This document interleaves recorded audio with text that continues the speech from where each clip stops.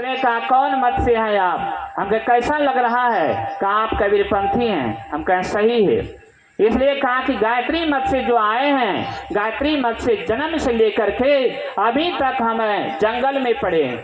इसलिए कहा आपकी प्रवचन से साफ सुथरा होता है और साफ क्लियर हो जाता है। यह जड़ का पूजन में हम चिपके थे सदा के लिए, आज से हमने आपकी प्रवक्ता से वचन से लगता है सब आसार है। इसलिए चेतन का पूजा हमें करना चाहिए। हम अचेत का पूजा करते हैं, जड़ का पूजा करते हैं। हम कहीं इलाहाबाद चले आइएगा, दशहरा में इलाहाबाद में सत्संग होता है, वार्षिक अधिवेशन, वहां आइएगा, सब भ्रम को निवारण हो जाएगा। और भ्रम को निवारण होकर एक चेतन को सर्वोपरि वह आप मानेंगे और सर्वोपरि मान करके जीवन को धन्य बनाएंगे, मोक्ष मार्गी बनाएंगे।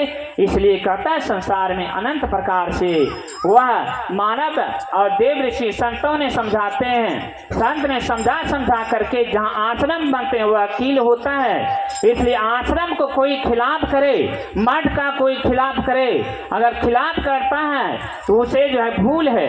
इसलिए कहता है भूल को न स्वीकार करे उसे शैतान कहते, भूल को स्वीकार करे उसे इंसान कहते, भूल को न स्वीकार करे उसे शैतान कहते। इसलिए मठ का जो है कोई खिलाफ न करे। अगर मठ का खिलाफ करके अगर पैर में उसमें धरेंगे, व्यर्थ न जाए ऋषि मुनि बानी, इसलिए पैर उसका गल जाएगा।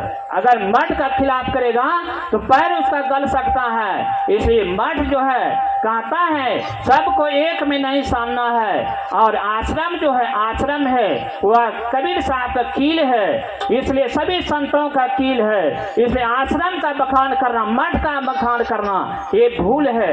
इसलिए ये बखान नहीं करना है। हमको प्रवचन सत्संग से लेना देना है, अपने जीवन से लेना देना है। हमारा मोक्ष किस प्रकार होगा और हम किस उद्देश्य से हमारा जीवन का सफलता है, किस प्रकार से हमने त्याग वैराग का अपना लिए हैं। इसलिए इसका सोच होना चाहिए, इसका चिंतन होना चाहिए। इसलिए कहते हैं हमें मठ के पीछे क्यों पड़ते हैं, हमें संप्रदाय के पीछे क्यों पड़ते हैं।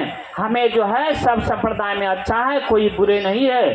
सब आश्रम अपने अपने जगह पर अच्छा है। अगर आश्रम में हम जाते हैं तो हमारा अच्छा ही मिलता है। और हम जो है भूल चूक से भी आश्रम जाकर ठहर सकते हैं और वहाँ एक गिलास पानी भी पी सकते हैं। इसलिए आश्रम होना जरूरी है। हम भटकने के लिए हम क्यों कहीं जाएं, हम अस्थाई ले लिए। सबको हमको जीवन को सुलभ बनाना है, जीवन को अच्छाई बनाना है। सब सुखी हो, सभी शांति पावे और सब जो है शाकाहारी जीवन जिए, सब जो है मंगलमय हो।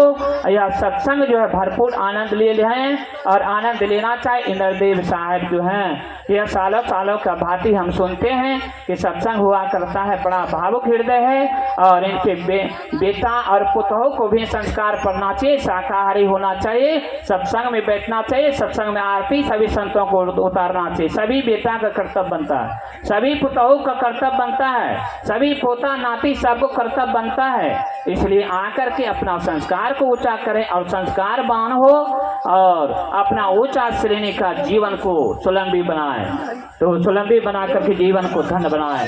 बोलिए सदगुरुदेव की जय, सदगुरुदेव की जय, सदगुरु कबीर साहिब की जय। तो